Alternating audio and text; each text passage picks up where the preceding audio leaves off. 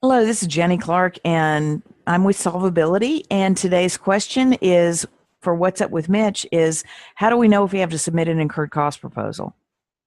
Oh my gosh, this sounds like another bureaucracy under government contracting. Well, you better believe it is.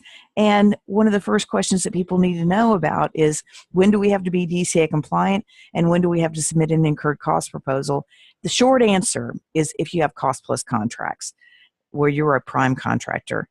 But you should know what goes in it and you should know a little bit about it. You should be also considering if you want to do cost plus work. It's a bunch of extra effort to do these incurred cost proposals. And the biggest surprise that I run into is companies that win Small Business Innovative Research, SBIRs or SIBRs, and find out that it's a SIBR phase 2. It's treated as a cost plus contract. And they actually have to go back and prove what their indirect rates are for the year. So as far as what's up with Mitch, Mitch is a small business in federal contracting, wants to learn how to grow, and his question about do we have to submit an incurred cost proposal really just came up because he was in a meeting with a bunch of other people and they were talking about incurred cost proposal. Now, I'm not sure why it came up, but let's talk. Mitch is a bottom line kind of guy. He always just tells me, Jenny, I just want it all to work. So he's got 5 questions related to this incurred cost proposal, and I would have to say he's a little bit irritated about the whole thing.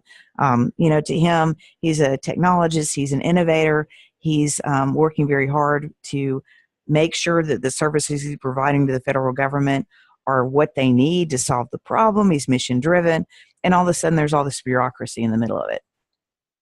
So his first question, Mitch says, why didn't we know about this when we bid that contract? I'm not sure, Mitch, but we really didn't talk about that specific proposal being a cost plus proposal. And I'm sure you took a look at it and just said, well, this is just like what we've been doing, so let's put it in. Doing an incurred cost proposal takes a certain amount of effort, and it's going to cost you some money. Sometimes your accountant internally will have advanced cost accounting skills and be able to complete that.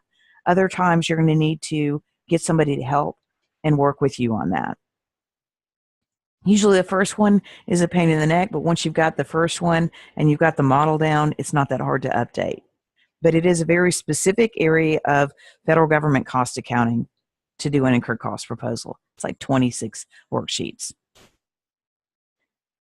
Mitch's second question, is there any way to get the contracting officer to waive that requirement or change it to a fixed price contract? Now, I have heard of this, that the contracting officer, when they're awarding the contract, might be able to say, hey, this is a small effort. We're going to treat it as fixed price because we need you to get your accounting system in line so that you can get more of this work because we like what you do.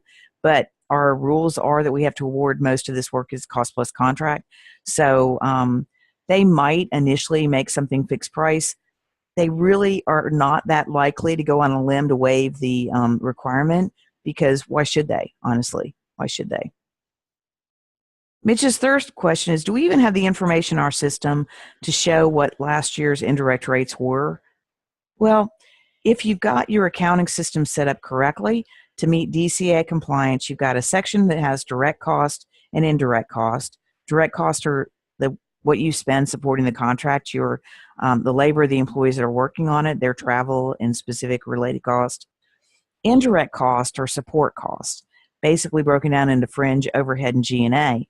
Now, if you're working with Solvability and we've been working together, we've gone through your chart of accounts, we've structured your accounting information so that we can get indirect rates.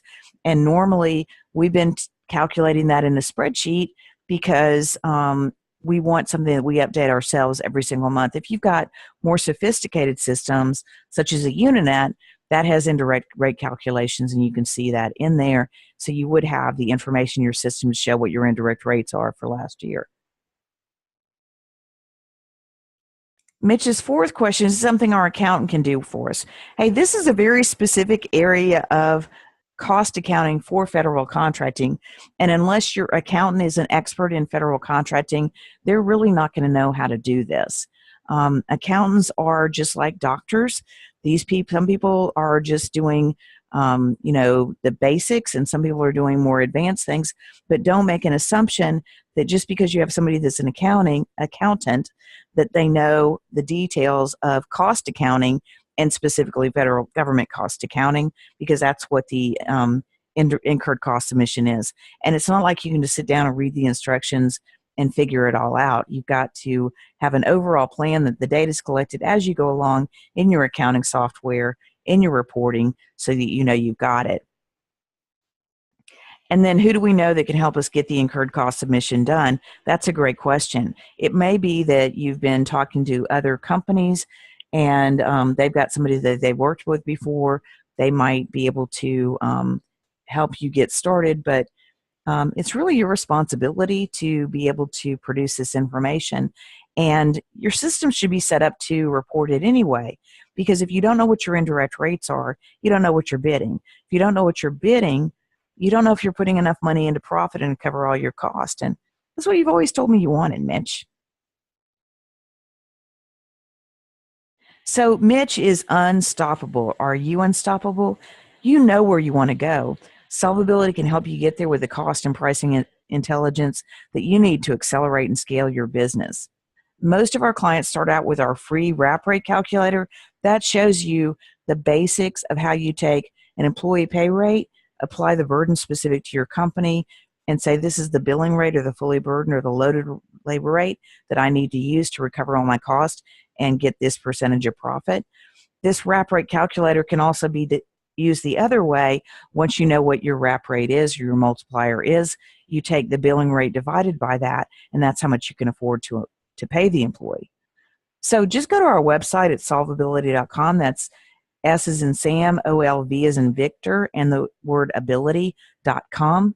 You know, if you've got something more urgent or you think that there's more services that you might need, love to talk to you about that. Just send me a text, area code 256-882-6276.